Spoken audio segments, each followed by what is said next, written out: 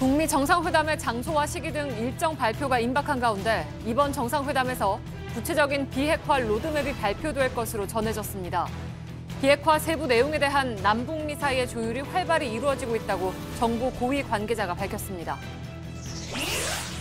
트럼프 미국 대통령이 트위터를 통해 북한에 억류돼 있는 미국인 석방에 대해 주목하라고 했습니다. 폼페이오 국무장관은 취임식에서 북핵의 영구적인 폐기 입장을 공식화했습니다. 세계선수권 대회에 따로 출전한 남북 여자탁구 대표팀이 8강전 맞대결을 앞두고 단일팀에 전격 합의했습니다. 단일팀 코리아는 내일 4강전에 나섭니다. 이번 단일팀 구성 과정을 현장에서 지켜본 현정화 감독을 전화로 연결합니다. 한진그룹 총수 일가의 밀수 의혹이 불거지자 대한항공 간부가 해외 지점 담당자에게 관련 자료를 모두 삭제하라고 지시한 정황을 담은 녹취 파일이 공개됐습니다. 내일 대한항공 직원들의 집회를 앞두고 단체 대화방을 이끌고 있는 관리자를 연결합니다. 더불어민주당이 판문점 선언의 국회 비준 등 국회 정상화를 위해서 드루킹 특검을 받아들이겠다는 의사를 전달했지만 자유한국당 김성태 원내대표는 조건 없는 특검을 주장하며 단식 농성에 들어갔습니다. 어제 공개된 광주에서의 집단 폭행 장면이 시민들의 공분을 불러일으키고 있습니다. 청와대 국민청원 게시판에 엄벌을 촉구하는 청원이 올라왔고 하루 만에 13만 명 넘게 동참했습니다. 최근 지어진 경기도 우산시 복합 환승센터입니다. 빠르고 편한 환승을 위해서 500억 원이 넘는 돈을 들여 지었는데 웬일인지 주변 교통은 더 혼잡해졌다는 불만이 많습니다. 잠시 뒤 밀착 카메라에서 전해드리겠습니다. 공기청정기가 도로 위로. 내일을 바꾸는 현대수소 전기차. 시청자 여러분, JTBC 뉴스룸을 시작하겠습니다. 북미 정상회담 시기와 장소에 대한 발표가 빠르면 우리 시각으로 오늘 밤에 나옵니다. 이미 북미 간의 회담 일자와 장소는 합의가 됐고 발표만 남은 것으로 전해지고 있습니다. 장소가 관심을 끄는 것은 이미 진행됐을 것으로 보이는 비핵화의 합의 수준과 함수 관계에 있기 때문이기도 합니다.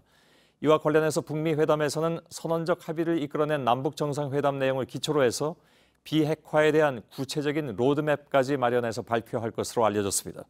북한의 김정은 국무위원장은 한반도 비핵화와 관련한 구체적인 내용은 북미 정상회담에서 논의하겠다 이렇게 밝혔고 미국도 영구적으로 해결하겠다고 호응하고 있는 상황입니다. 이지은 기자입니다. Right now we have an unprecedented opportunity to change the course of history on the Korean Peninsula. I underscore the word opportunity. 폼페이오 국무장관이 첫 일성으로 북한의 비핵화 목표를 분명히 했습니다. 현 정부는 과거 정부의 실수를 되풀이하지 않을 것이라고도 했습니다. This administration will not repeat the mistakes of the past. Our eyes are wide open. It's time to solve this once and for all.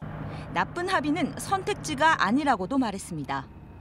북핵 문제의 방식을 어떻게 풀어나갈지도 처음으로 구체화했습니다. We are committed to the permanent, verifiable, irreversible dismantling of North Korea's weapons of mass destruction program and to do so without delay. 미 행정부가 그간 원칙으로 삼았던 완전하고 검증 가능하며 불가역적인 비핵화, 즉 CVID를 PVID로 바꿔 표현했습니다. 우선 완전한을 영구적으로, 불가역 비핵화 대신 돌이킬 수 없는 방식의 핵폐기라고 했습니다. 이런 절차를 지체 없이 진행하겠다는 의지도 드러냈습니다. 이런 가운데 CBS 방송은 미 정보기관을 인용해 북한이 폐쇄를 약속한 풍계리 핵실험장의 갱도들에서 전선 철거를 시작했다고 보도했습니다. 핵실험장 갱도들의 폐쇄를 향한 첫 번째 조치로 분석했습니다. JTBC 이지은입니다. 폼페이오 국무장관 취임식에는 트럼프 대통령의 핵심 측근들이 총출동했습니다. 이 자리에서 트럼프 행정부는 북핵에 대한 영구적 폐기를 공식화했습니다. 북미 정상회담에서 다룰 북한 비핵화의 목표를 명확히 한 것입니다. 워싱턴 연결하겠습니다. 김현기 특파원, 오늘 발언을 보면 북미 정상회담에서 추구할 결과물의 실체가 거의 다 드러나 보입니다. 그렇다면 회담 장소와 날짜도 이미 다 정해졌다고는 하는데 조만간 발표가 될 것 같습니다. 오늘 내일 중으로 어떻습니까? 네, 트럼프 대통령이 2, 3일 이내로 발표한다고 말한 게 미국 시간 지난 화요일입니다. 이 말이 맞다면 늦어도 이번 주 금요일, 한국 시간으로 토요일 오전쯤에는 발표가 나야 합니다. 이르면 오늘 뉴스룸을 하고 있는 시각 트럼프 대통령이 트위터에 관련 내용을 일부러 띄울 수도 있습니다. 또 하나 주목되는 행사는 지금부터 4시간쯤 뒤에 열릴 예정인 국가 기도의 날 행사입니다. 미디어에 공개되는 행사 초반에 기자들의 질문에 답하는 형식으로 회담 장소를 전격 공개할 가능성도 있습니다. 네, 그런데 한편에서는 발표가 좀 늦어질 가능성도 얘기가 되는데 그건 왜 그렇습니까? 네, 장소 문제가 최종적으로 결정된 게 아니라고 보는 게 맞을 것 같습니다. 남북 정상회담의 성공을 축하하며 판문점에 각별히 관심을 보였지만 최종 결정을 하지 않았다는 겁니다. 또는 발표 시간을 놓고 북한 측과 막판 조율 중일 수 있습니다. 북한 측도 최대한 발표를 늦게 같은 시간에 하는 걸 원하고 있다는 이야기도 있습니다. 하지만 마음이 움직이면 행동에 나서는 트럼프의 스타일상 트위터를 통해 단독으로 조기에 발표할 공산도 매우 큰 상황입니다. 예. 자, 지금 모두들 트럼프의 트위터만 들여다보고 있는 상황이 돼버렸는데 아무튼 고심을 하고 있다고 했는데 판문점이 아니라 지금까지는 적어도 판문점으로 다 얘기가 되고 있습니다만 거기가 아니라 제3국의 가능성도 여전히 배제할 수는 없다는 그런 겁니까? 네, 그렇습니다. 워싱턴 외교가에선 트럼프 대통령이 정말 판문점으로 하려 했다면 미리 운을 띄우고 시간을 두는 방식을 취하지 않았을 거란 시각이 의외로 많습니다. 전격적으로 발표해 효과를 극대화했을 거라는 것이죠. 북미 정상회담 관련 정통한 소식통은 판문점으로 최종 결정될 공산이 있긴 하지만 그렇지 않을 공산도 충분히 있다고 전했습니다. 예. 자, 그 영구적 핵폐기, 즉 PBID, 여태까지는 CBID였습니다만 완전한에서 영구적으로 바뀌었습니다. 이 얘기를 좀 해야 될 것 같은데 그동안에 트럼프 행정부의 비핵화 원칙은 말씀드린 대로 이제 완전한 비핵화 CBID였는데 이렇게 바뀐 배경은 뭘까요? 네, CVID에서 PVID로 바꾼 이유가 뭔가 의도를 갖고 그런 것인지 단순히 표현을 조금 바꾼 것인지는 분명치 않습니다. 다만 폼페이오가 이날 이 부분 말고도 북핵 문제를 영원히 해결해야 할 때다라는 말을 했죠. 폼페이오는 일시적인 타협이 아니라 북한의 핵, 미사일 위협에서 영원히 벗어나는 해결책을 찾겠다는 의지를 강조한 것으로 보입니다. 북한이 일회성으로 CVID를 달성하고 보상을 얻은 뒤 나중에 또 핵무기를 다시 만들 가능성까지 차단하겠다는 겁니다. 폼페이오는 또 북한의 핵무기와 핵물질은 물론 생화학 무기 등 대량 살상 무기도 영구 폐기의 대상으로 넓히기도 했습니다. 트럼프 대통령이 이날 폼페이오에 신뢰를 갖고 있다면서 여러분들도 앞으로 수년, 아마도 수개월에 걸쳐 그걸 보게 될 것이란 말을 했습니다.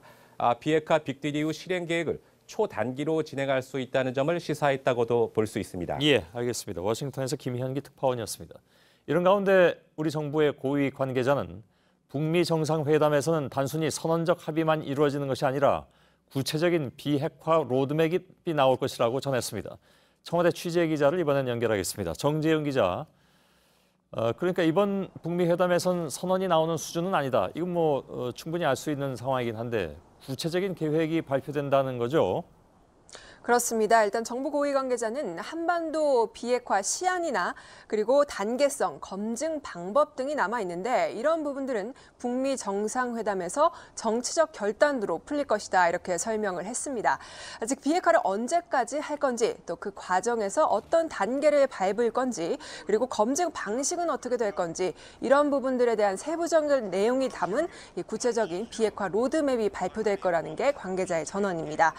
판문점 선언을 놓고 정치권 일부와 보수 언론에서는 알맹이가 없다 이렇게 주장을 하고 있는데 남북 정상회담은 문 대통령이 이미 밝혔듯이 북미 정상회담으로 가는 길잡이 역할을 하는 거고 북미 정상회담 때 사실상의 결과물들이 나온다는 얘기입니다. 예.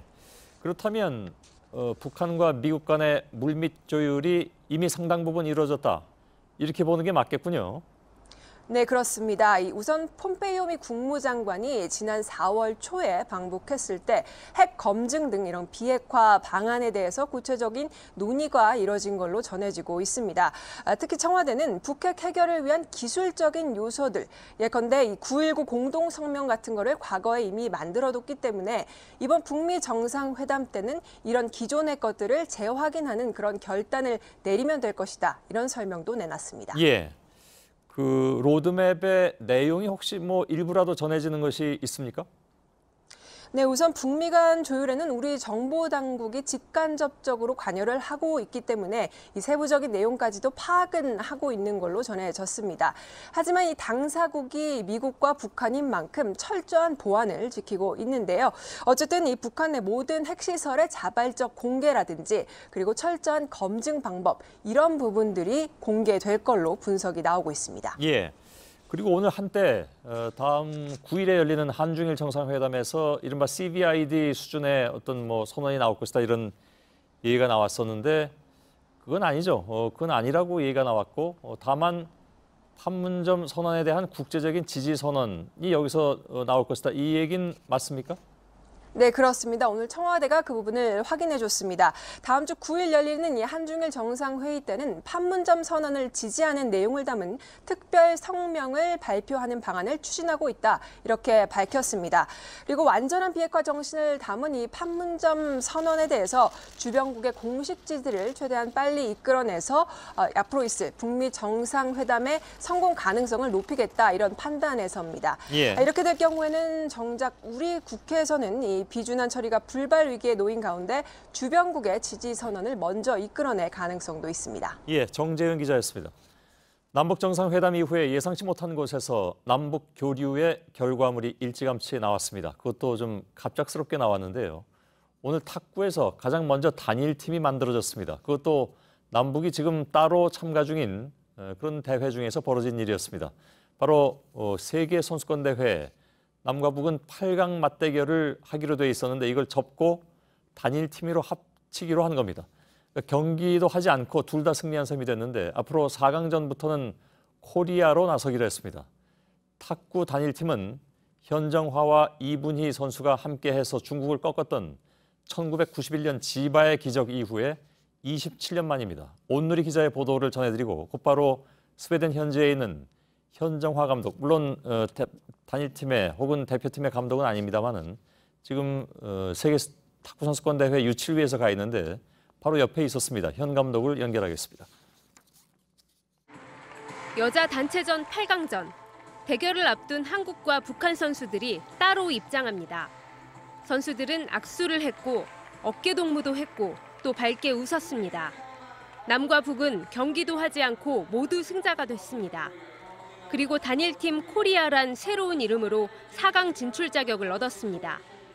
8강전을 앞두고 남과 북은 국제탁구연맹 그리고 8강에 오른 다른 팀들의 양해를 얻어 단일팀을 만들기로 했습니다. 기분이 되게 좋았어요. 이제 저희가 이제 같이 맨날 봐도 그렇게 맨날 친하게도 이렇게 잘 못 지내고 그랬는데 우리 두 개 이렇게 같이 한 팀이 되고 친구가 될 수 있겠다 하는 그런 생각을 했습니다. 남북 탁구 대표팀은 단일팀 구성을 예고하듯 어제 깜짝 이벤트 경기에도 나섰습니다. 국제탁구연맹의 행사에 남과 북이 한 조로 섞여 약 3분 동안 복식 경기를 펼친 겁니다. 그리고 현정화와 이분희의 눈물과 포옹으로 기억에 남았던 1991년 세계선수권 이후 27년 만에 단일팀이 꾸려졌습니다. 우리 양하은과 북한 김송희가 주축이 된 단일팀은 내일 일본 우크라이나전 승자와 4강전을 치릅니다. 남북 탁구는 이번 대회를 끝내고 8월 자카르타 아시안게임 단일팀도 논의하기로 했습니다. JTBC 온누리입니다. 예, 탁구 단일팀 구성은 참으로 전격적이다 이런 표현이 어울릴 것 같습니다. 탁구는 1991년 우리 체육 역사상 최초로 단일팀 코리아를 꾸린 적이 있고 그때 바로 중국을 꺾고 세계 탁구 선수권 대회 정상에 올랐습니다. 지바의 기적으로 지금까지 기억되고 있죠. 27년 전에 바로 그 단일팀 선수로 뛰었던 현정화 한국 마사회 감독이 이번에도 단일팀이 구성되는 과정을 이 대회가 열리고 있는 스웨덴 현지에서 지켜봤습니다. 전화로 연결하겠습니다. 현 감독님 나와 계시죠? 네, 안녕하세요. 반갑습니다. 예. 목소리가 밝으십니다. 감회가 굉장히 남다르실 것 같습니다. 네. 되게 감격스럽고 뭉클했고 여러 가지 말로 표현할 수 없을 정도로 좋았습니다. 그럴 것 같습니다. 근데 저희들도 이게 오늘 갑작스럽게 소식 좀 전해드리는 상황이라서 과정이 어떻게 됐습니까? 이게 전격적으로 단일팀 만들게 된 것이? 네, 사실 저희도 너무 갑작스럽게 이루어진 거라 지금 얼떨떨하긴 한데요. 예. 만일에 8강전에서 북한과 한국이 붙지 않았으면은 이루어질 수도 없었고요. 아, 그렇겠군요. 8강, 예, 그렇습니다. 사실은 북한이 1위로 달리다가, 루마니아 선수한테 지면서 조 2위가 됐습니다. 예. 그래서 우리 8강 밑으로 들어와서 8강전을 이제 치르게 됐는데요. 예. 어제 저녁에 ITTF 작은 행사가 있었습니다. 그 행사는 ITTF가 이게 유니세프 같은 어떤 그런 기구를 발족시키는 그런 작은 행사였는데 예. 거기에서 유승민 우리 IOC 위원이 홍보대사로 위촉이 됐습니다. 예.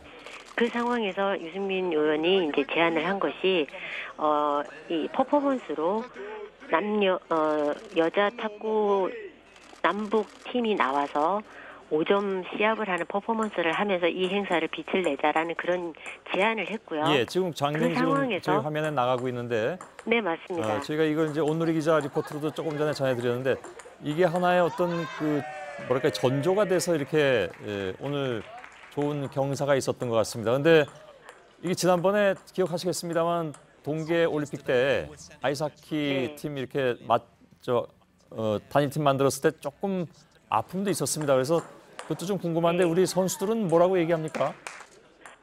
사실은 이 모든 것이요. 모든 선수들의 동의 그리고 저희 코칭 스텝이나 저희 여기 지금 현지에 와 있는 스텝들도 있지 않습니까? 그 사람들의 동의. 그다음에 8강에 올라와 있는 각 나라들이 있지 않습니까? 예, 예. 그 나라들의 동의 그런 것이 없었다고 하면은 이루어지지 않습니다. 예. 근데 일단 남북이 동의를 했고 선수들이 다 동의를 했고요.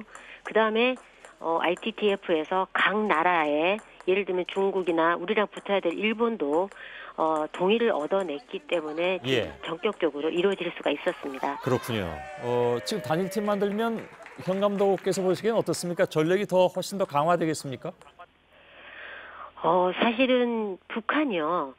지난번 세계선수권대회 4강 진출을 했습니다. 아, 예. 예, 그 실력이 나쁘지 않은 그런 팀으로 구성이 되어 있다고 말씀드릴 수가 있는데요. 예. 저희도 지금 이번 대회에서 오전 전승으로 8강에 진출을 했습니다. 예. 지금 선수들이 컨디션이 좋은 상황에 있습니다. 그래서 북한과 같이 합친다고 하면 조금 더 좋은 어떤 그런 성적을 기대해 보지 않을까 저도 사실 기대를 하고 있습니다. 예. 첫 상대는 누가 됩니까? 지금 이제 준결 4강에서 붙게 될 팀이 일본하고 지금 우크라이나가 8강전을 오늘 지금 하고 있을 겁니다. 예. 예, 그 이긴 승자와 내일 하게 됩니다. 그냥 바람으로서는 일본이 올라왔으면 좋겠다는 생각이 들긴 듭니다. 일본이 전력이 조금 우크라이나보다 낫다고 말씀드릴 수 있습니다. 아, 더 낫다? 네네. 예. 하여간 좀 지켜보도록 하죠. 왜 저희가 좀 아까 말씀드렸습니다만 27년 전에 그렇게 해서 중국을 꺾고 우승을 했잖아요. 중국은 지금 여전히 잘하고 있을 테고 만일에 다 올라가면 중국과 또 대전을 치를 가능성도 있습니까?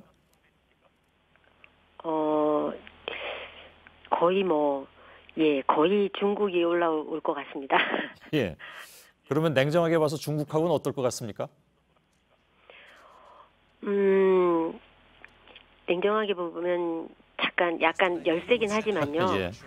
탁구라는 거는 일단 저는 그렇게 생각합니다. 공은 둥글고요. 예. 일단 끝낼 때까지 싸워봐야지 이길 수 있다라고 생각을 합니다. 예. 승패가 결정이 된다고 생각을 합니다. 예, 물론 동의합니다. 이분희 선수 만난 적이 없으시죠? 오래됐습니다. 오래됐죠, 올해. 예. 네.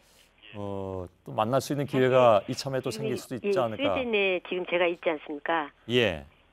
예, 제가 여기는 웨테보리는 아니지만은 25년 전 웨테보리에서 이분희 선수를 만나고 예. 25년 동안 만나지를 못했습니다. 그러게요. 그런 기회도 또 있을지도 모르겠습니다. 네. 개인적으로는. 현정아 감독님 고맙습니다. 네, 감사합니다. 예. 예, 트럼프 미 대통령이 트위터를 통해서 북한에 억류된 미국인과 관련해서 주목해보라고 밝혔죠. 석방 소식 등이 있을 수 있으니까 지켜봐달라는 얘기인데 북미 정상회담을 앞두고 사전 성과물을 부각시키고 있다는 분석입니다. 백종훈 기자입니다. 도널드 트럼프 미국 대통령이 현지 시간 2일 올린 트윗 글입니다. 이전 미국 정부가 북한에 억류 미국인의 석방을 말했지만 소용이 없었다고 했습니다. 하지만 이젠 계속 주목해서 보라고 썼습니다. 자신의 주도로 미국인 3명의 석방이 이뤄질 거라고 시사한 겁니다. 트럼프의 발언은 주요 외신의 석방 임박 보도와 맞물려 관심을 끕니다. 로이터 통신은 미국인 3명이 북한 노동시설에서 풀려나 호텔로 옮겨졌는지 미국 정부가 확인 중이라고 전했습니다. 사실상 석방 협상을 마치고 인계 방식에 대한 세부 조율이 진행 중이란 겁니다. 북한과 서방 국가 간 외교를 대표하는 스웨덴 대사관 채널 대신 넘겨받는 과정에는 미국이 직접 나설 수 있다는 관측도 제기됩니다. 마이크 폼페이오 국무장관도 ABC와의 인터뷰에서 부활절 주말 방북 때 억류자 석방 문제를 논의했다고 했습니다. 워싱턴 외교가에서도 북한이 화해 차원에서 억류 미국인의 석방을 검토할 것이라고 보고 있습니다. JTBC 백종훈입니다. 예, 이런 트럼프 대통령의 트윗 글이 알려지면서 북한에 억류된 이들에 대한 관심도 커지고 있습니다. 한국계 미국 시민권자인 3사람은 북한에 체포된 뒤에 간첩, 국가 전복 음모 등의 죄목으로 붙잡혀서 우리의 징역형에 해당하는 노동교화형을 치르고 있습니다. 김나한 기자입니다. 미국 버지니아주에 살던 한국계 시민권자 김동철 목사는 2015년 10월 함경북도 나선 경제무역지대에서 체포됐습니다. 북한은 선교활동을 하던 김 목사가 북한 군인으로부터 북핵 관련 자료가 담긴 USB를 받았다고 주장했습니다. 김 목사는 이듬해 4월 노동교화형을 받고 지금까지 억류 중입니다. 재판에서는 피소자에게 노동교화형 10년이 언도됐습니다. 이번에 석방될 것으로 보이는 또 다른 한국계 미국 시민권자는 김상덕, 김학송 씨입니다. 김상덕 씨는 지난해 회계학 교수로 평양과학기술대에 초빙돼 한 달간 일하다가 4월 출국길에 체포됐습니다. 역시 평양과기대에서 강사로 일하던 김학송 씨도 지난해 5월 중국 단둥에 있는 자택으로 귀가하다가 평양역에서 체포됐습니다. 모두 적대 행위를 했다는 이유입니다. 북한은 빌 클린턴 전 미국 대통령이 2009년 방북해 김정일 당시 국방위원장을 면담한 후 5개월간 억류하던 미국인 기자 로라 링과 유나 리를 석방했습니다. 지미 카터 전 대통령도 2010년 8월 평양을 찾은 뒤 노동교화형 8년을 선고받은 자국민 아이잘론 말리 곰지와 함께 귀국했습니다. JTBC 김나한입니다. 예, 북한을 방문한 왕이 중국 외교부장이 귀국 직전에 결국 김정은 위원장을 만났습니다. 김 위원장은 왕이 부장에게 비핵화에 대한 확고한 입장을 밝혔고 중국은 평화체제 논의 과정에 참여를 강조한 것으로 전해졌습니다. 중국 빼고는 뭘 하지 말아줬으면 하는 입장이겠죠. 신경진 특파원입니다. 중국은 한반도의 전쟁 상태를 끝내는 평화체제 전환을 지지한다. 김정은 위원장을 만난 왕이 부장은 한반도 평화체제 전환을 강조했습니다. 김 위원장은 북한은 대화를 회복하고 상호 신뢰를 쌓아 한반도 평화를 위협하는 근원을 제거하길 원한다고 말했습니다. 북중 간 비핵화 방안을 심도 있게 논의했음을 보여주는 대목입니다.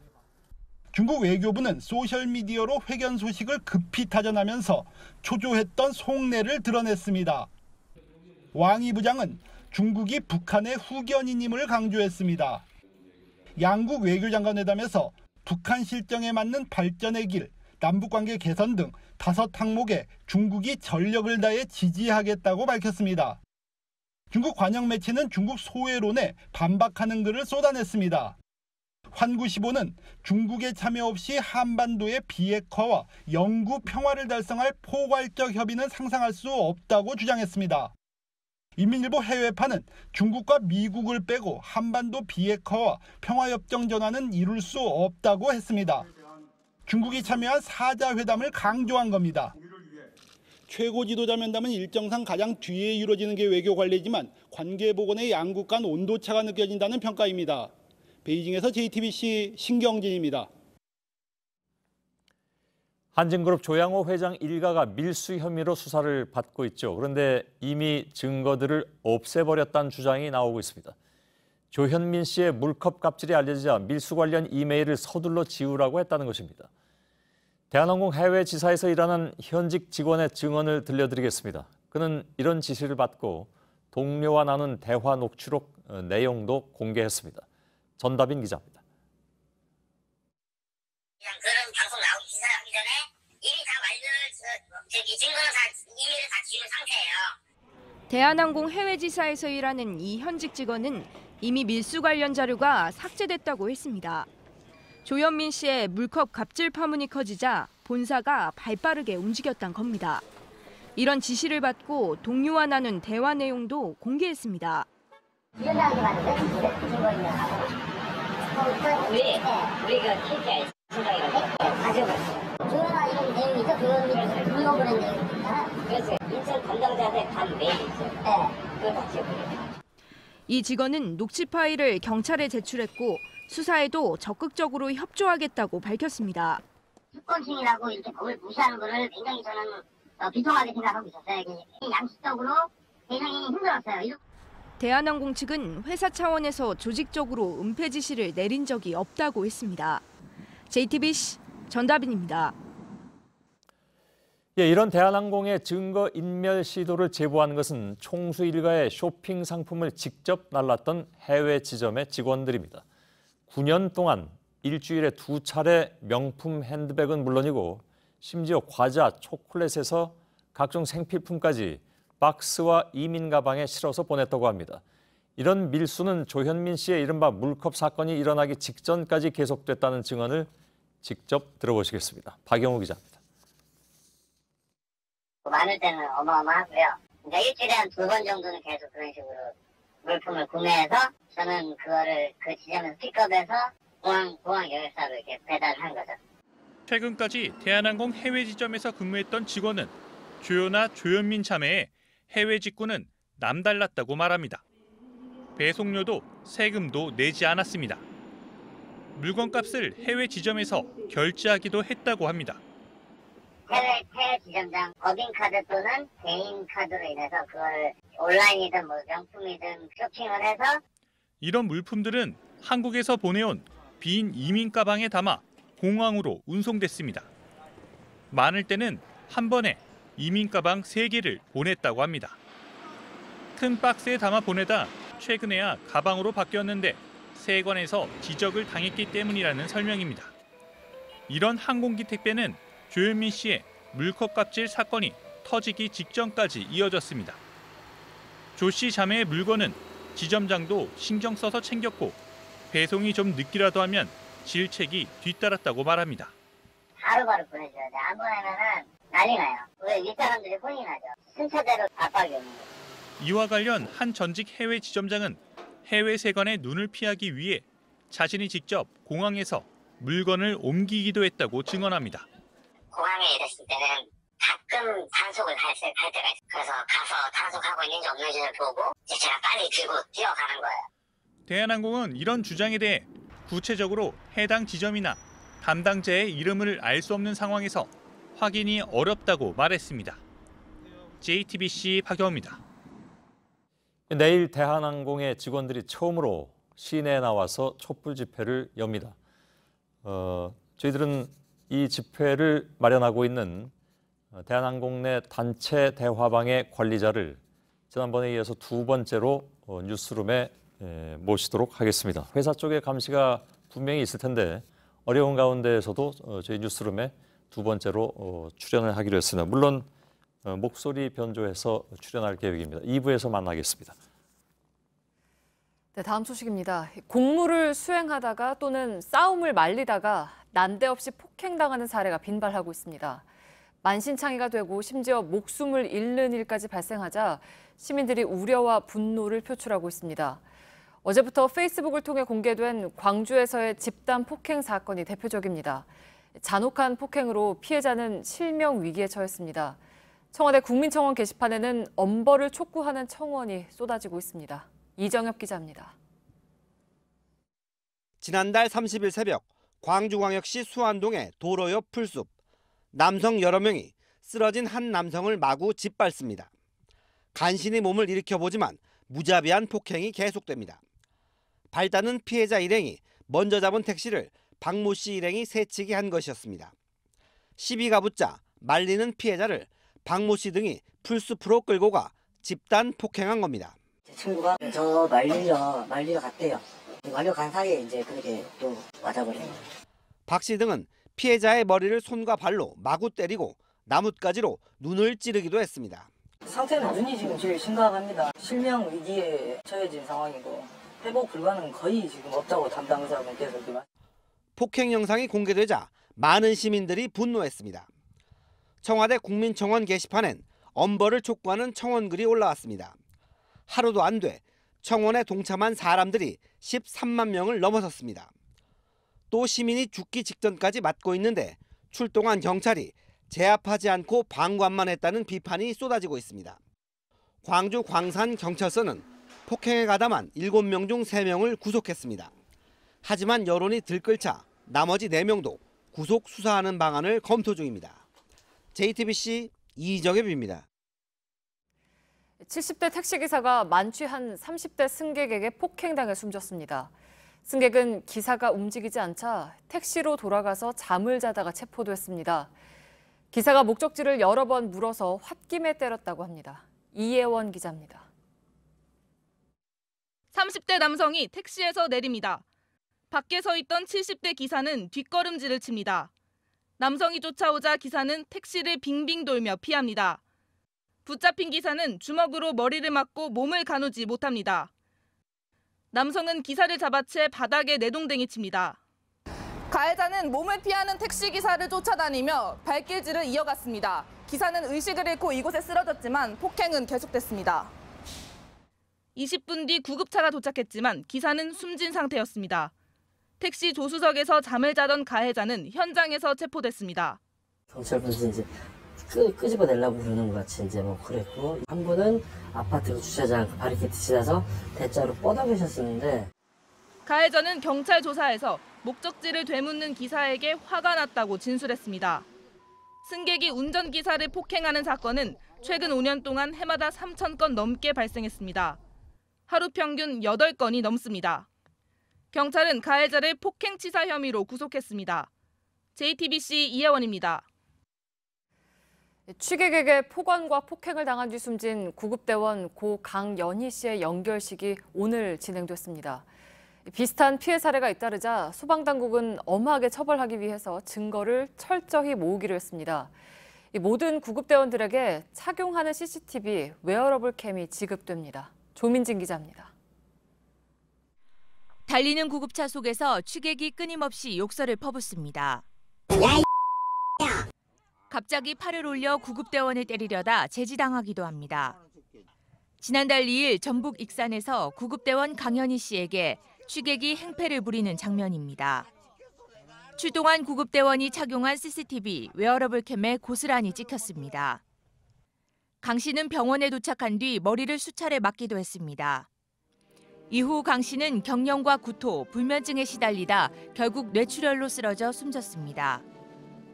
의사는 극심한 스트레스로 인한 신경 손상이란 소견을 내놨습니다. 이처럼 구조대원이 구조활동을 하다 폭행을 당하는 일은 최근 3년간 560여 건 발생했습니다.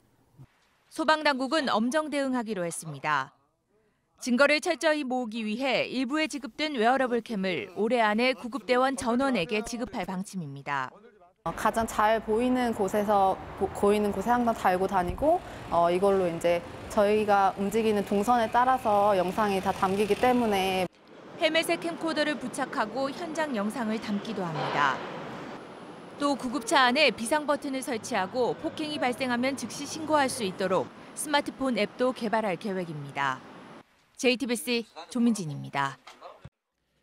더불어민주당이 이른바 드루킹 특검을 수용할 수도 있다는 의사를 자유한국당에 전달했는데 판문점 선언에 국회 비준 등 국회 정상화라는 전제를 달았습니다. 그러자 한국당은 조건이 붙었다면서 거절했습니다. 김성태 원내대표는 무기한 단식 농성에 들어갔습니다. 안지현 기자입니다. 김성태 자유한국당 원내대표가 국회 본청 앞 계단에 자리를 펴고 단식 농성에 들어갔습니다. 드루킹 특검을 조건 없이 수용하라며 노숙투쟁에 나선 겁니다. 오늘 아침 민주당과 한국당 두 원내대표는 국회 정상화 방안을 마련하기 위해 비밀리에 만났습니다. 이 자리에서 우원식 원내대표는 판문점 선언의 국회 비준 등 국회가 정상화될 수 있다면 특검 수용을 논의할 수 있다는 의사를 전달한 것으로 알려졌습니다. 하지만 반나절 만인 오후 2시, 김성태 원내대표는 의원총회에서 돌연 투쟁을 선언했습니다. 저는 이 시간부터 야당을 대표해서 조건 없는 특검 간처를 놓고 무기한 노숙 단식 투쟁에 돌입할 것을 말씀드립니다. 그러자 우원식 원내대표도 긴급 기자회견을 열었습니다. 이젠 전제 조건 없는 특검 운운하며 무기한 단식 투쟁 선언은 국회 정상화 포기 선언입니다. 국회의 책무를 저버린 배신행위다 이렇게 생각합니다. 한국당이 드루킹 사건의 핵심으로 지목하고 있는 민주당 김경수 의원은 경찰 출석을 하루 앞둔 오늘 의원직을 사퇴하고 경남지사 예비후보에 등록했습니다. JTBC 안지연입니다. 댓글 조작 혐의를 받는 드루킹 김모 씨가 김경수 민주당 의원에게 인사청탁을 했던 변호사들이 경찰에 출석했습니다. 서울지방경찰청은 윤모 변호사와 도모 변호사를 참고인 신분으로 불러서 당시 청탁 과정을 조사하고 있습니다. 드루킹 김모 씨는 지난 19대 대선 뒤에 도 변호사를 오사카 총영사로 추천했고 윤 변호사는 청와대 행정관으로 기용해달라고 요청하는 것으로 알려졌습니다. 최근 여러 가지 발언으로 당 안팎에서 집중 포화를 받고 있는 홍준표 자유한국당 대표에 대해서 당 내부에서 사퇴 요구가 나왔습니다. 특히 지방선거 주자들 사이에서는 홍 대표는 선거운동 지원을 하지 말아달라 이런 말까지 나오고 있습니다. 이서준 기자입니다. 자유한국당 강길부 의원이 홍준표 대표의 사퇴를 촉구하는 기자회견을 열었습니다. 홍준표 대표는 즉각 사퇴하십시오. 괴벨스 정당으로 전락하고 있습니다. 남북 정상회담 과정에서 당 대표가 보여준 언행은 실망을 넘어 국민적 분노를 사고 있습니다. 하지만 홍 대표는 곧바로 강 의원을 향해 반격했습니다. 공천 결과에 불만을 품고 사퇴 의사를 밝혀놓고 엉뚱한 명분을 내건다고 주장했습니다. 그러나 한국당 지방선거 주자들도 홍 대표와 거리두기를 하고 있습니다. 홍 대표는 퍼주기 정상회담이라고 비난하고 있지만 후보들은 남북 경제협력 공약을 내걸고 있습니다. 권영진 대구시장 후보는 북한 개성시와 자매결연 추진을, 서병수 부산시장 후보는 부산 세계마술올림픽에 북한 초청을 공약으로 내걸었습니다. 김문수 서울시장 후보는 홍 대표가 직접 만든 당 슬로건 나라를 통째로 넘기시겠습니까를 사용하지 않겠다고도 했습니다. 당내 반발이 거세지자 한국당 지도부도 남북 정상회담 관련 입장을 다시 정리하겠다고 했습니다. 국민 정서와 동떨어지지 않은 그런 진정한 남북 평화 그리고 비핵화 핵 폐기를 위한 자유한국당의 입장을 새롭게 정리하겠습니다. 하지만 홍 대표는 오늘도 남북 평화쇼를 환영하는 사람들은 한국당 후보를 찍지 않는다고 말했습니다. JTBC 이서준입니다. 전두환 씨가 다시 법정에 서게 됩니다. 그가 작년에 낸 회고록에서 광주민주화운동 당시 계엄군이 헬기 사격을 했다고 증언한 고 조비오 신부를 사탄이라고 비난을 했죠. 오늘 검찰이 전 씨를 사자 명예훼손 혐의로 기소했습니다. 내란죄 등으로 처벌받은 데 이어서 23년 만에 다시 법정에 서게 됐습니다. 윤정식 기자입니다. 가면을 쓴 사탄이다. 성직자가 아니다. 전두환 씨가 자신의 회고록에서 고 조비오 신부를 비난한 표현들입니다. 조 신부는 5.18 광주민주화운동 당시 계엄군이 헬기 사격하는 것을 봤다고 증언했습니다. 당신은 사제적인 양심을 가지고 분명히 그 장면을 목격했고 그것은 어떤 방법보다도 더 잔악한 그 진압 방법이었다. 유족과 광주 시민단체들은 즉각 전 씨를 고소 고발했습니다. 마침 국방부에서 특별조사위원회가 구성돼 헬기 사격의 진위를 조사했습니다. 특조위는 미국 대사관 문서 등 여러 기록을 검토하고 목격자들의 증언을 들었습니다. 결론은 지난 2월 나왔습니다. 특조위는 5.18 당시 광주에 헬기 40여 대가 출동했고 일부 공격 헬기가 시민들에게 실탄을 쐈다고 밝혔습니다. 검찰도 이를 받아들여 전 씨를 사자 명예훼손 혐의로 불구속 기소했습니다. 사실을 증언한 조신부에 대한 비난이 오히려 전 씨에게 부메랑으로 돌아온 겁니다. 내란죄 등으로 처벌받은 바 있는 전 씨는 23년 만에 다시 한번 형사피고인으로 법정에 서게 됐습니다. JTBC 윤정식입니다.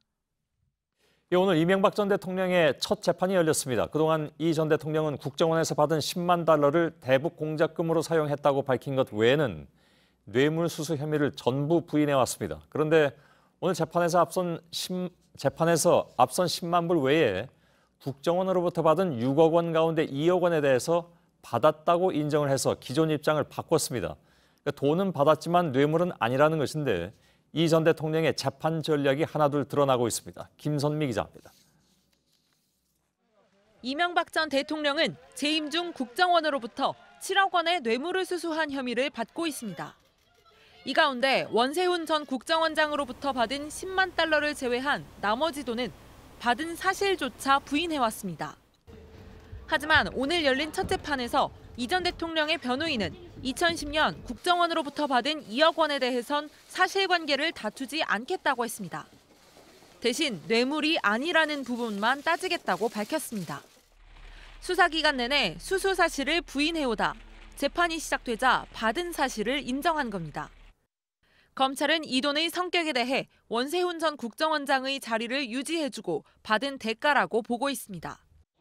하지만 이 전 대통령 측은 돈을 받아 보훈단체 지원금으로 썼기 때문에 법적으로 뇌물에 해당하지 않는다는 입장입니다. 또 오늘 재판에서 이 전 대통령 측은 다스의 법인카드를 썼다고 하면서도 형인 이상은 회장이 빌려준 것이라고 주장하기도 했습니다. 물증으로 명확히 드러난 대목은 사실관계를 일정 부분 인정하면서도 범죄는 아니라고 부인하는 전략을 펴는 것으로 보입니다. JTBC 김선미입니다.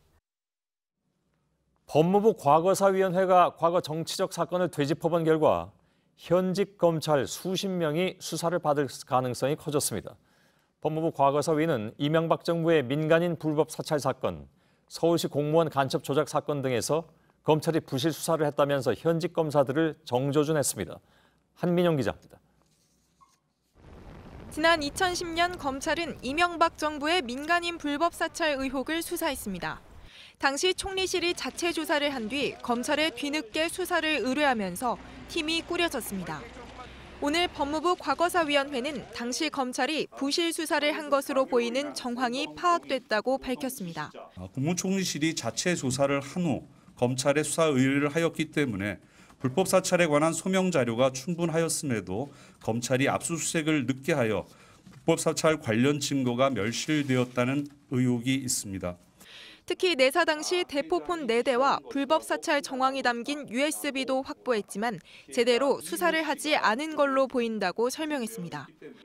또 국정원이 탈북자 출신으로 서울시청에서 일하던 유우성 씨에 대한 증거를 조작해 간첩으로 몰았던 사건에서도 수사에 문제가 있었다고 지적했습니다.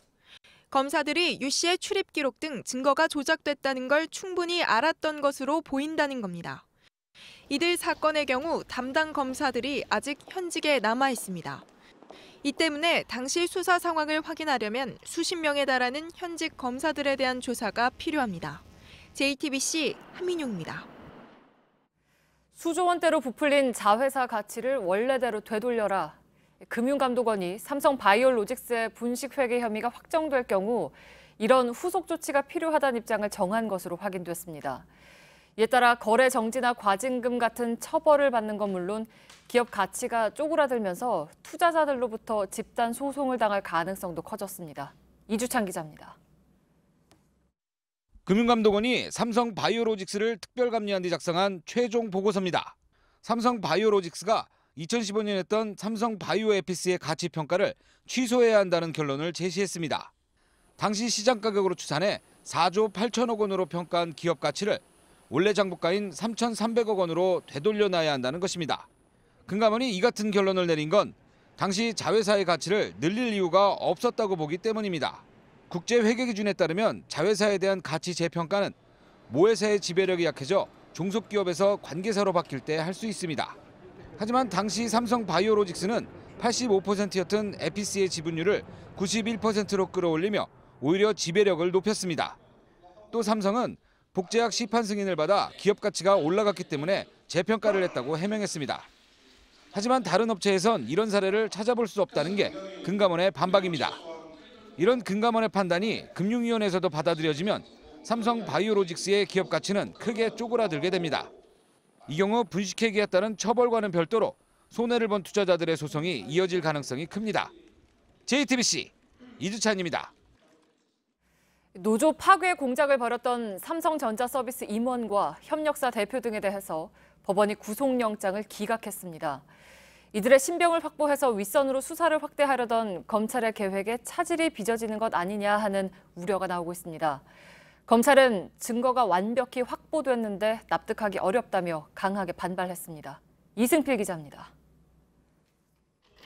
노조를 없애기 위해 하청업체를 대상으로 가짜 폐업 공작을 벌인 혐의를 받는 삼성전자서비스 윤모 상무와 전현직 하청업체 대표 2명에 대한 구속영장을 법원이 모두 기각했습니다. 법원은 일부 범죄 혐의에 대한 다툼의 여지가 있고 구속 사유와 필요성, 상당성을 인정하기 어렵다고 했습니다. 특히 윤 상무의 영장을 기각하면서는 조직적 범죄라는 점을 인정하면서도 그의 지위와 역할 등에 비추어 구속 사유를 인정하기 어렵다고 했습니다.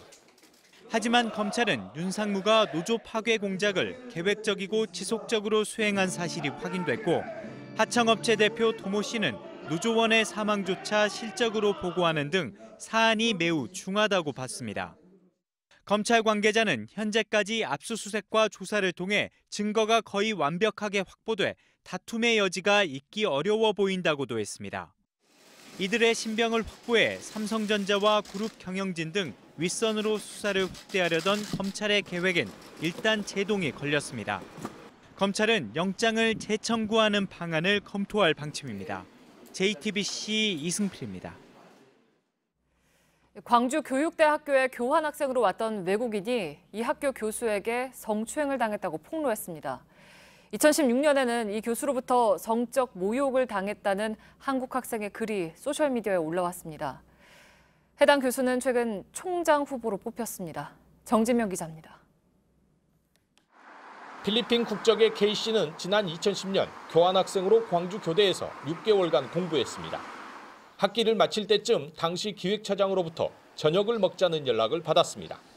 다른 교환학생 3명도 동석한 식사 자리는 노래방으로 이어졌습니다.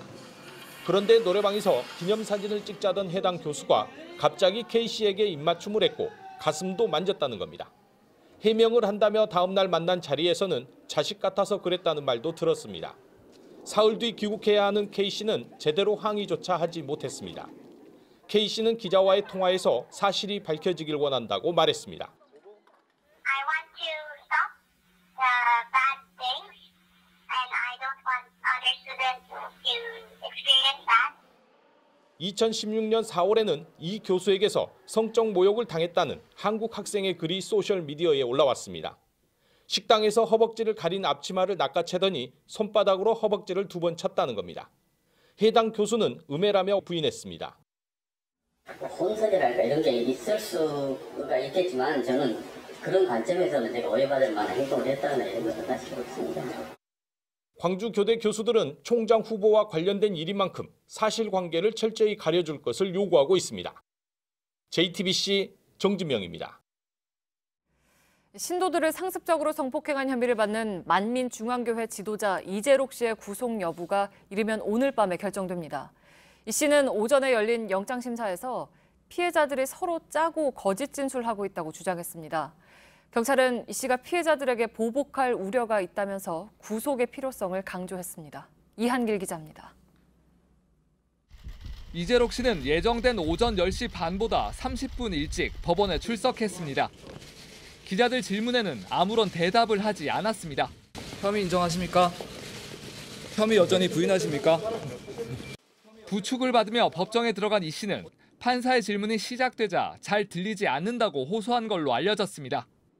음성 증폭기와 보청기를 달라고 요구하기도 했습니다. 하지만 경찰은 이 씨의 건강에 별다른 문제가 없다고 보고 있습니다. 2시간가량 진행된 심사에서 이 씨 측은 성경 공부를 위해 여신도들을 개인적으로 만난 적은 있지만 성관계나 성폭행은 없었다고 주장한 것으로 알려졌습니다. 이에 대해 검찰은 증거를 인멸할 우려가 있고 피해자들에게 보복할 가능성도 있다며 구속 수사의 필요성을 강조했습니다. 심사를 마친 이 씨는 서울 남대문 경찰서 유치장에서 결과를 기다리고 있습니다. 구속영장이 발부되면 경찰은 이 씨를 다시 불러 보강 조사를 이어갈 방침입니다. JTBC 이한길입니다. 네, 오늘 서울 도심에는 때 아닌 우박이 쏟아졌습니다. 5월에 서울 도심에서 우박이 관측된 건 18년 만입니다. 시민들은 급히 건물 안으로 피했고 도로는 서행하는 차량들로 정체를 빚었습니다. 또 새벽에 설악산에는 3cm가 넘는 눈이 왔습니다. 오효정 기자입니다.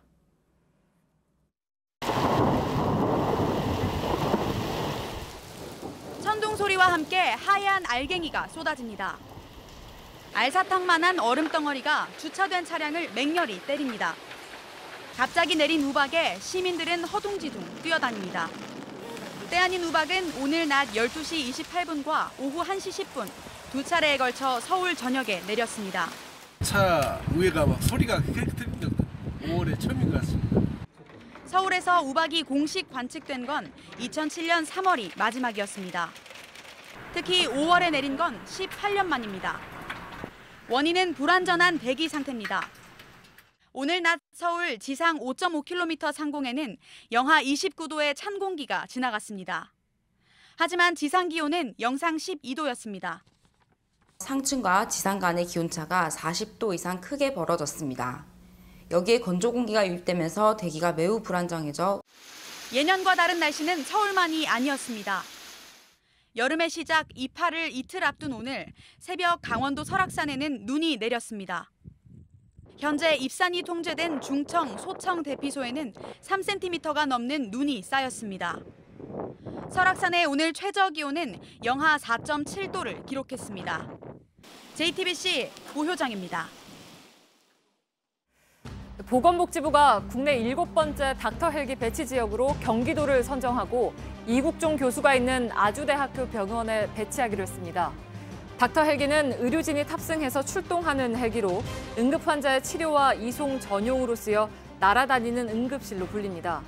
국내에선 2011년 2대 닥터 헬기 운항을 시작으로 지금까지 6대가 배치돼 지금까지 6천여 명의 응급 환자를 이송했습니다. 달 지하에 물이 얼음 형태로 존재할 수 있다는 주장이 나왔습니다.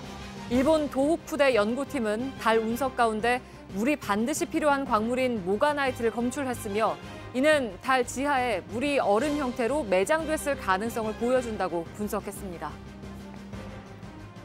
서울시 민생사법경찰단은 폐콘크리트 무단 방류를 신고한 시민에게 포상금 2천만 원을 지급했습니다. 이 시민은 건설 현장에서 일하면서 콘크리트 펌프 차량을 세척할 때 생기는 폐콘크리트를 빗물바지로 하수관에 버리는 현장을 신고했습니다. 이번 신고로 11명이 입건됐고 최대 징역 1년 4월에 집행유예 2년에 처해졌습니다. 지난 3월 온라인 쇼핑 거래액이 약 9조 원으로 사상 최대를 기록했습니다. 특히 음식 배달 이용액이 1년 전보다 75% 올랐고 공기청정기를 비롯한 가전 거래액이 42% 증가했습니다. 통계청은 미세먼지가 심해지고 1인 가구가 늘어났기 때문이라고 봤습니다.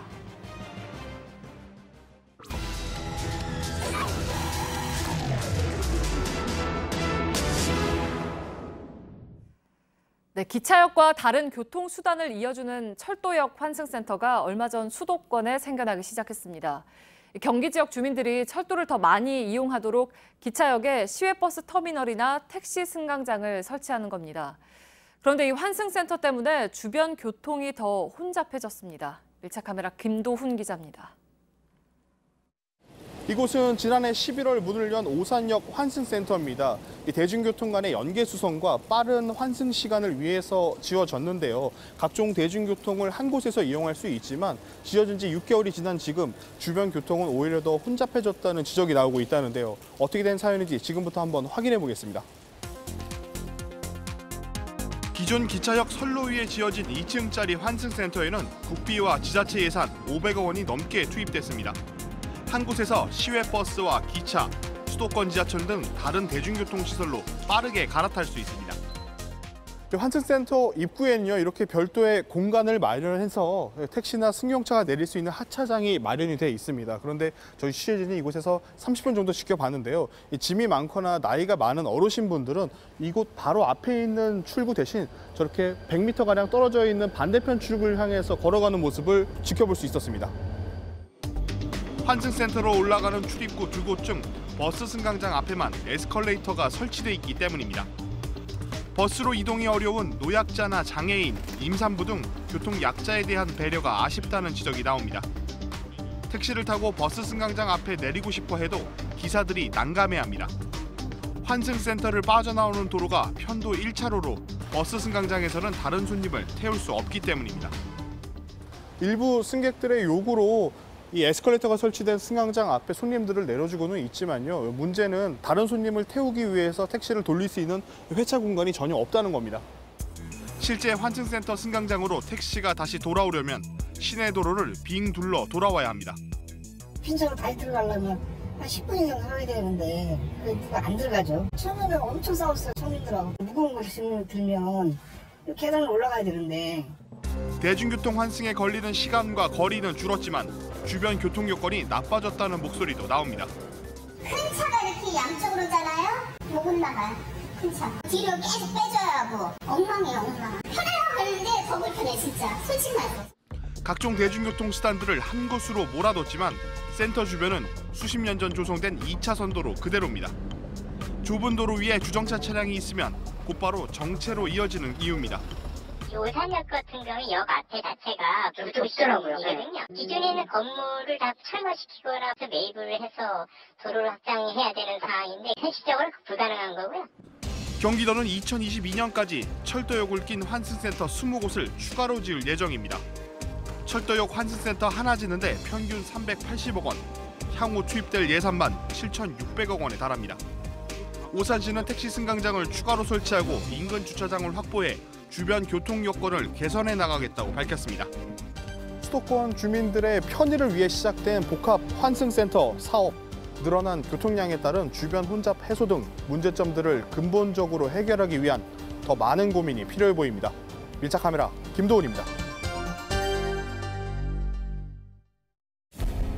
7억 광년, 먼 곳에서 시작된 나와 당신의 운명처럼 그대가 세상이라는 무대에 등장한 그 순간부터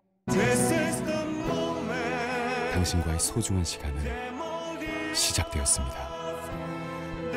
바로 지금 이 순간 함께인 우리가 이 세상에 가장 빛나는 별입니다. 인간의 시간을 연구하다 메타톡스.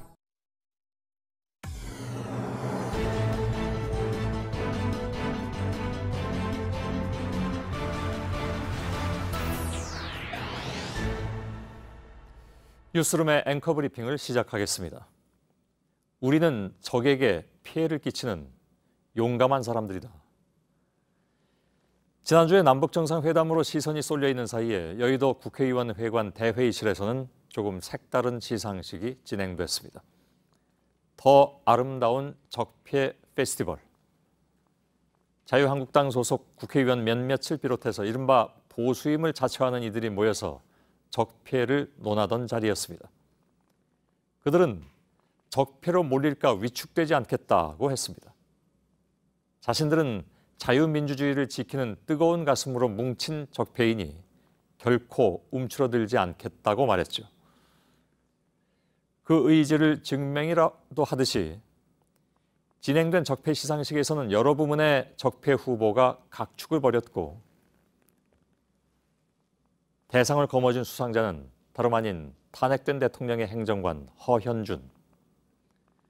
며칠 전 보석으로 풀려난 그는 전경련을 압박해서 보수단체에 69억 원을 지원하도록 강요한 혐의를 받는 인물이자 불법 선거운동을 벌인 혐의를 받고 있는 당사자였습니다.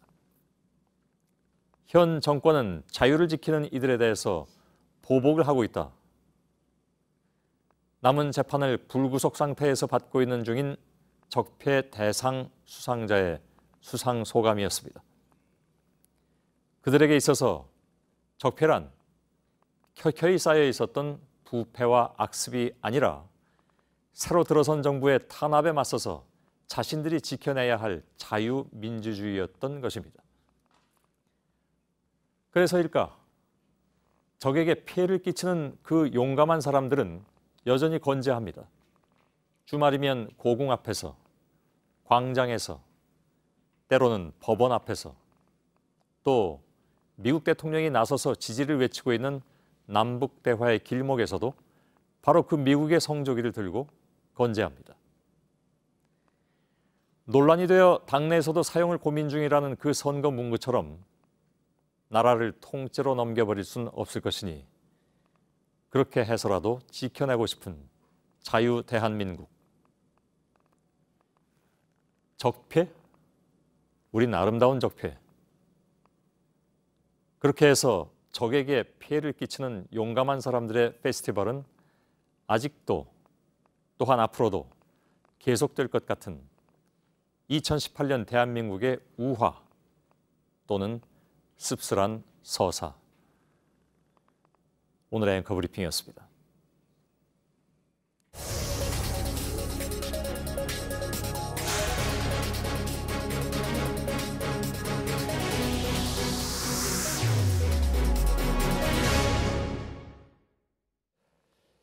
예, 대한항공 조양호 회장 일가의 그 지위를 이용한 갑질과 범법 정황, 이 끝이 어딘지 모르게 쌓이고 있죠. 오늘 일부에서 해외 지점에 보낸 개인 쇼핑 목록이 적힌 이메일 등을 전부 지우라. 그러니까 밀수 의혹 증거를 없애라고 지시하는 정황이 담긴 녹취 내용을 저희들이 전해드렸습니다.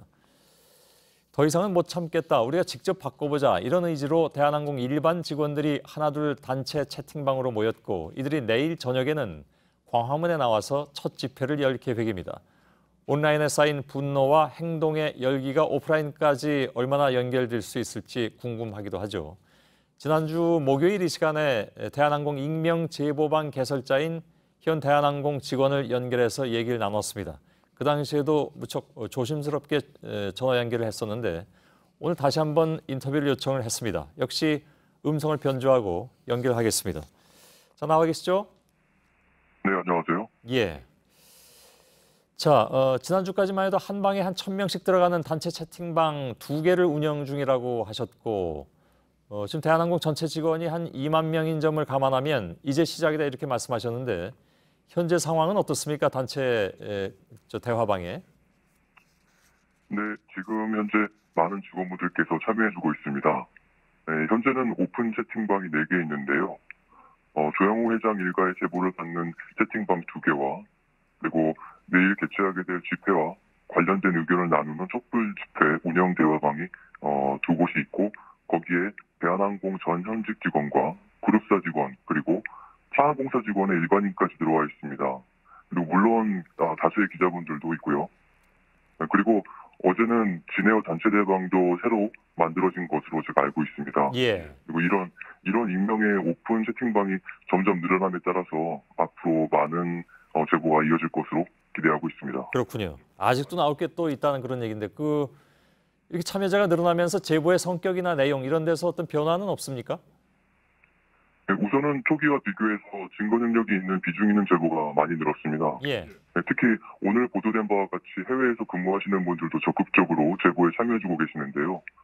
그리고 또 처음에는 회사의 보복 등이 두려워서 제보를 안 하셨던 분들도 용기 내서 많은 정보를 주고 있습니다. 예. 그리고 예전과 가장 다른 점은 조양호 회장의 일가의 갑질 제보가 주를 이뤘던 반면에 현재는 밀수나 횡령 등 즉 범죄 혐의를 입증할 수 있는 제보가 많이 들어오고 있습니다. 아, 그렇군요. 지난주 저하고 말씀하실 때 현 노조는 좀 믿을 수가 없다. 이른바 어용이다 이렇게 말씀하셨고 또 우리는 정치권 힘도 원하지 않는다. 그러니까 일반 직원 스스로 바꿔보고자 한다는 뜻이다 이렇게 얘기하신 바가 있습니다. 그래서 내일 이제 처음으로 바깥으로 나와서 이른바 오프라인으로 집회를 하시는데 많이들 모이실까요? 어떨까요? 네, 그 부분은 좀 조심스러운 부분인데요. 항공사라는 곳이 24시간 운영 형태로 이 운영 형태이기 때문에 운항 승무원 또는 객실 승무원, 정비사 등 스케줄 근무로 인해서 해외에 있는 직원들이 많습니다. 예. 네, 그럼에도 불구하고 많은 직원분들이 참석해 주실 것으로 예상하고 있습니다. 예. 그리고 노조와 정치권을 말씀하셨는데요. 네, 현재 대한항공 노조를 직원들이 믿고 의지하지 못하는 상황이면 틀림없습니다. 예. 따라서 저희 회사의 문제를 외부 노동단체나 정치 세력이 참여해 이용당하고 싶은 생각은 절대 없습니다. 예. 이번 촛불 집회는 말씀하시죠. 촛불 집회는 다소 어설프지만 그야말로 대한항공 직원들이 스스로 기획하고 참여하는 장이 될 것으로 생각합니다. 예. 아마 그래서 시민들도 더 동조하실지도 모르겠는데 유니폼을 입고 나오고 얼굴은 가면이나 마스크, 선글라스 등으로 가릴 계획이다 이렇게 들었습니다. 아무래도 얼굴이 공개되면 여러 가지 불이익을 당할 가능성은 얼마든지 있겠죠. 예, 유니폼은 희망하시는 분들이 입고 나오시는 거고요. 가면을 쓰는 이유는 저항의 상징도 있지만 얼굴이 공개될 경우에 회사에서 당할 수 있는 불이익이 우려되기 때문입니다. 현재 단톡방을 사측에서 모니터링하는 것은 공공연한 사실이고요. 이 밖에 내일 사측에서도 많은 사람들을 투입해서 카메라 등으로 체증을 준비하고 있다는 이야기까지 들리고 있습니다. 예. 네, 이런 부분들을 고려한 결과라고 보시면 될 것 같습니다. 예. 자, 내일 집회는 그만큼 시민들을 믿고 나오실 수밖에 없는 그런 상황이 아닐까 싶습니다. 실제로 내일 집회를 하는데 회사 측에서 예를 들면 뭐 카메라를 들고 나와서 체증을 한다든가 하면 글쎄요, 좀 뭐랄까 좀 마찰이 있을 수도 있을 것 같아서 아무튼 여러 가지로 좀 우려되는 바는 없지 않아 있습니다. 지금 회사 쪽에서 모니터를 강화하고 있다고 말씀하셨는데 이게 그러면 회사가 어떤 이번의 문제를 해결하기 위해서 나선다라기보다는 근본적인 해결책 이런 거보다는 가능하면 좀 사내 여론을 억누른다, 차단한다 이런 데만 신경 쓰고 있다고 보시는 겁니까? 네, 우선 지금 현재 조현아, 조현민 두 자매만 경영 일선에서 물러난다고 발표했는데요. 아직 조양호 회장과 아주 좋은 대사장이 남아있고 그리고 폭행 동영상이 공개된 이명희 씨도 현재 1호 재단이라는 곳의 이사장직을 그대로 유지하고 있습니다. 예. 전문 경영인을 도입한다고 꺼낸 카드도 조양호 회장의 영역 안에 있는 사람이라는 것이라는 중론입니다. 예. 무엇보다도 가장 큰 문제는 현재 사측의 근본적인 사태 해결 노력보다는 이번 일 역시 시간이 해결해 주겠지라는 안일한 생각을 가지고 있는 것 같습니다. 시간이 해결해 주겠지. 예. 그렇지 않고서는 설명하기 힘든 부분들이 많고요. 문제의 근본 원인을 찾아 해결하라는 의지도 없어 보이는 것이 사실입니다. 예. 결국 필수공익 사업장이라는 잘못된 제도가 현 상황과 같이 견제 장치를 상실케 해서 조양호 회장 일가의 비정상적인 갑질과 방만한 경영을 방조하게 하는 원인의 일부가 된 것으로 볼 수 있습니다. 예. 자, 내일 시민들 가운데로 들어가는 상황이 됐는데 광화문에서 저녁 7시라고 들었습니다. 혹시 하시고 싶은 말씀이 있습니까? 짧게라도. 네.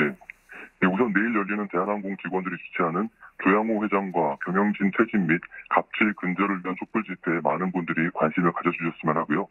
직원들이 직접 구호도 만들고 조양호 회장 일가 퇴진을 위한 피켓이나 현수막 등도 직접 만들고 있습니다. 예. 이 촛불 집회는 비단 저희 대한항공 직원뿐 아니라 조양호 회장 일가의 갑질에 분노를 느끼는 시민 여러분들도 참석하실 수 있습니다. 방송을 보고 계신 시청자 여러분들도 많은 관심 가져주시고요. 퇴근길 집회에 많이 동참해 주시기 바라면 감사하겠습니다. 예. 자, 지금까지 대한항공 직원들의 단체 대화방의 관리자인 현 직원 한 분을 연결했습니다. 고맙습니다. 감사합니다.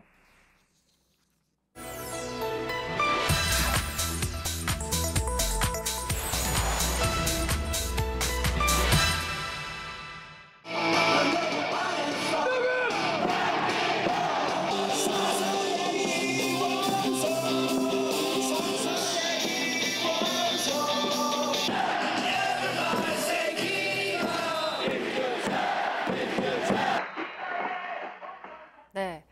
주말과 어린이날로 이어지는 연휴를 앞두고 있습니다. 야구장 많이들 찾으시겠죠?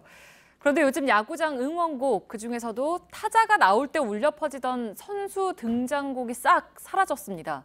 응원 열기가 좀 식었다라는 얘기도 들립니다. 저작권 때문이라고 하는데 팩트체크해서 그 내막을 살펴봤습니다. 오대영 기자, 네. 뭐가 문제입니까? 네, 응원곡은 원곡 그대로 쓰지 않는 경우가 많잖아요. 네. 그래서 가사를 바꾸기도 하고 리듬도 빨라지는데 맞아요. 제가 윤일상 씨가 만든 쿨의 운명을 보여드리겠습니다. 삼성 라이온스는 팀과 선수의 이름을 이렇게 넣어서 완전히 다른 가사로 만들었습니다. 이게 문제였습니다. 네. 원작자 23명이 18곡에 대한 소송을 냈습니다. KBO는 선수 응원곡을 잠정 중단한 상태입니다. 바뀐 야구장의 광경을 잠시 보겠습니다. 네, 지난 1일자 영상인데요. 원래 선수 교체되면은 응원가가 나오는데 이게 없어지다 보니까 저렇게 관중들이 목청껏 부르는데 확연히 달라진 모습을 볼 수가 있습니다. 좀 애꿎은 야구 팬들이 이렇게 피해를 보는 것 같은데 그러면 사용료를 낸다고 해도 가사를 바꾸면 안 되는 건가요? 그렇습니다. 저작권은 저작 재산권과 저작 인격권이라는 게 있는데요. 네. 원곡 그대로 쓸 경우에는 저작권료를 원작자나 저작권 협회에 내면 문제가 없습니다. KBO와 구단들도 이 사용료는 내왔습니다. 그래서 저작 재산권이 논란의 핵심은 아닙니다. 지금 문제가 되는 건 저 아래에 있는 저작 인격권입니다. 네, 그러니까 말이 좀 어려운데 저작 인격권은 뭡니까? 저작물의 원작자의 인격이 담겨 있다라는 뜻인데요. 그래서 원작자가 저작물을 원래 그대로 유지할 권리가 있습니다. 그래서 운명이라는 곡을 돈 내고 쓰더라도 개사를 하거나 편집하려면 사전 동의를 원작자에게 반드시 구해야 합니다. 네, 그러니까 구단들이 이 규정을 이제 지키지 않았다는 건데 KBO는 그러면 책임이 없습니까? KBO의 입장을 한번 보겠습니다. 저작 인격권 규정을 몰랐다라는 게 첫 번째 입장이고요. 또 하나는 알게 된 뒤에는 최선을 다해서 협의를 했다라고 밝히고 있습니다. 네, 그러면 몰랐다면 책임을 면할 수는 있습니까? 그렇게 보기는 어렵습니다. 지금 피해를 호소하는 원작자들이 말하는 피해 시점이 2016년 이전부터입니다. KBO는 2016년까지 구단들의 저작권 문제를 총괄해왔습니다. 또 저작 인격권이 침해된 곡을 사용 중단했다고 했지만 정작 지난 시즌까지 사용한 사례들이 확인되고 있습니다. 일단 현재 소송을 당한 건 삼성 라이온스 같은 구단입니다. 그렇다고 해도 KBO의 책임이 없다고 말하기는 어려워 보입니다. 네, 그리고 사실 관중 입장에서 가장 궁금한 건 언제 다시 응원곡이 이제 야구장에 울려 퍼지느냐 이거 아니겠습니까? 당분간은 보기는 어려울 것 같습니다. 물론 소송이 끝나기 전에 합의할 가능성도 충분히 있지만 그렇더라도 소송이 진행된다면 계속해서 중단될 수밖에 없습니다. 법원은 저작권자가 묵시적으로 동의했는지 여부 등도 판단하기 때문에 그 결과를 좀 더 지켜봐야겠습니다. 네, 빨리 좀 해결이 돼서 다시 신나게 응원을 했으면 좋겠습니다. 팩트체크 오대영 기자였습니다.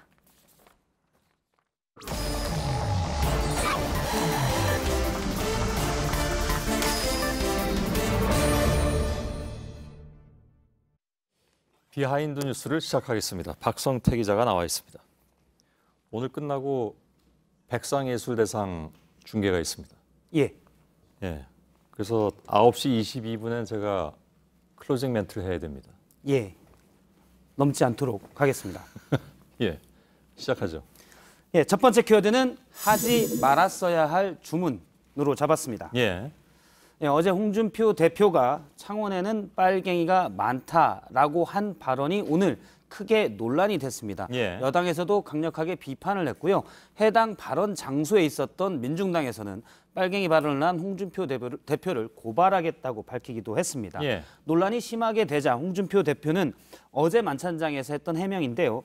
녹음한 걸 들어보면 내가 웃으면서 빨갱이가 좀 있지, 반대만 하는 사람이 있지, 그 뜻으로 한 것을 언론이 뒤집어 씌웠다라고 주장을 했습니다. 근데 실제 발언 내용이랑 다른가요? 녹음한 걸 들어보면? 예, 지금 녹음한 걸 들어봐요라고 해당 언론사에 주문을 했습니다. 당시 녹음은 CBS에서 했는데요. 그래서 CBS에서 녹음한 거를 들어보고 그 내용을 공개했습니다. 직접 들어보겠습니다. 민중당에서 나왔습니다. 민중당에서 나왔습니다. 창원에 빨갱이들이 많다. 성질 같아서는 대부분 뚜드러 해버리고 싶은데. 그게 더 들어봤더니 더 좀 험악한 얘기가 있군요.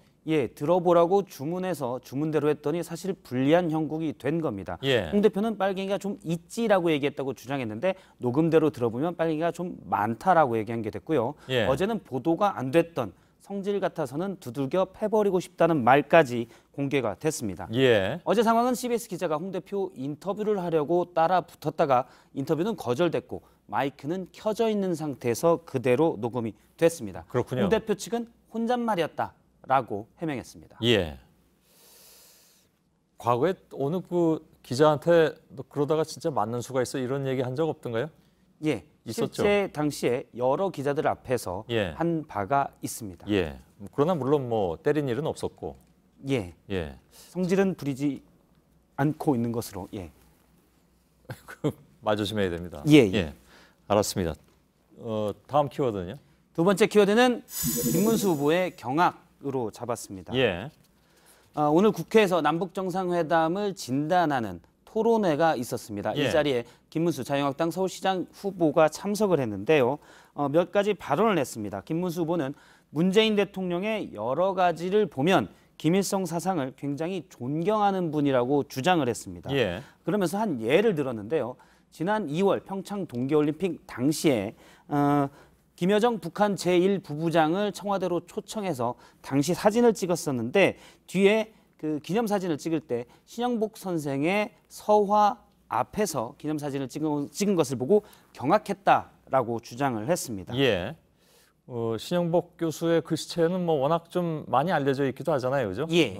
근데 그 신 교수의 글씨가 있었다고 경악했다고 하는 건가요? 예, 김문수 후보는 이전에도 문 대통령이 신영복 교수의 사상을 존경한다고 했는데 예. 신영복 교수가 김일성 사상을 따르고 있기 때문에 이게 잘못됐다라고 하면서 문재인 대통령이 김일성 사상가를 존경한다고 커밍아웃했다 이렇게 주장한 바가 있습니다. 예. 지금 2월 달 페북인데요. 당시에 신영복 교수 앞에서 사진 찍은 것을 두고 저렇게 그 글을 올린 바가 있습니다. 예. 신영복 교수는 68년에 당시 통역당 사건으로 무기징역을 선고받았지만 20년 뒤인 88년에 복권된 바가 있습니다. 예. 사람에 대한 성찰을 바탕으로 감옥으로부터의 사색이란 책을 내서 많은 사람들로부터 사랑을 받았었고요. 예. 한 해에 약 6억 병 가량이 팔리는 한 소주의 이름도 신영복 교수의 글에서 따왔고 글씨도 직접 써준 바가 있습니다. 예. 그런데 어제 자유한국당 만찬장 모습인데요. 자유한국당은 필승, 지방선거 필승 결의대회를 하고 지방선거를 의미해서 각 지역의 소주를 다 앞에다 갖다 놓습니다. 아, 예. 그런데 해당 소주도 자리에 있었습니다. 예. 바로 그 당에. 예. 예. 저 사진은 찾아낸 겁니까? 지금 각 지역을 돌면서 자유한국당이 필승 결의대회를 하고 있는데요. 예. 탁자 위에 각 지역 소주들을 모두 모아놓고 그 앞에서 결의를 하는 장면들을 매번 연출을 합니다. 예. 알았습니다. 세 번째 키워드를 열어볼까요? 세 번째 키워드는 돌발 비용 3천만 원으로 잡았습니다. 예. 오늘 이명박 전 대통령의 공판 준비 기일이었습니다. 그래서 검찰 측과 변호인 측이 처음부터 기싸움을 좀 벌였는데요. 예. 심리를 어느 순으로 진행할 것이냐, 즉 이명박 전 대통령의 여러 혐의가 있는데 어느 순부터 할 것이냐를 두고 좀 논란을 벌였습니다. 예. 검찰 측에서는 다스가 누구 건지 이게 중요하니까 다스 횡령 혐의부터 순차적으로 심리를 해야 된다라는 취지로 주장을 했고요. 반면에 변호인 측에서는 대통령 기록물 유출 등 간단한 혐의부터 심리를 하자라고 주장을 했습니다. 예. 검찰 측에서는 다스가 누구 것인지부터를 밝혀야 처음에 앞 고리부터 심리에 이것들이 풀린다. 그래서 논리적으로는 중요한 것부터 하는 게 맞다라고 계속 주장을 했는데요. 예. 검찰 측이 변호인 측이 간단한 것부터 하자고 하는 것은 이유가 있었는데 수사 기록이 8만 페이지에 달하고 아, 그런가요? 예, 그렇습니다. 복사비만 3천만 원이 들었다.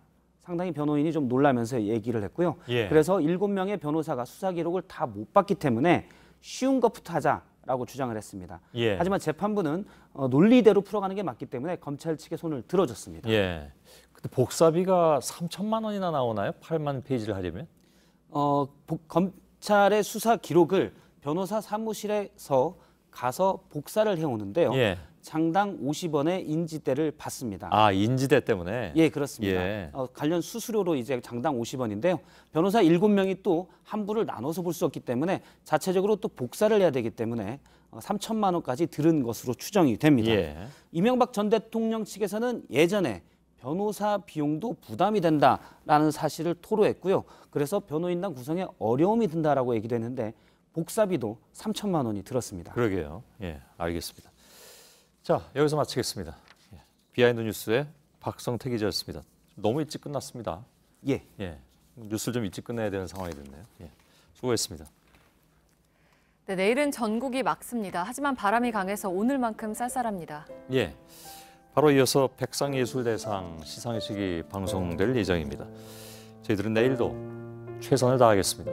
여러분 고맙습니다.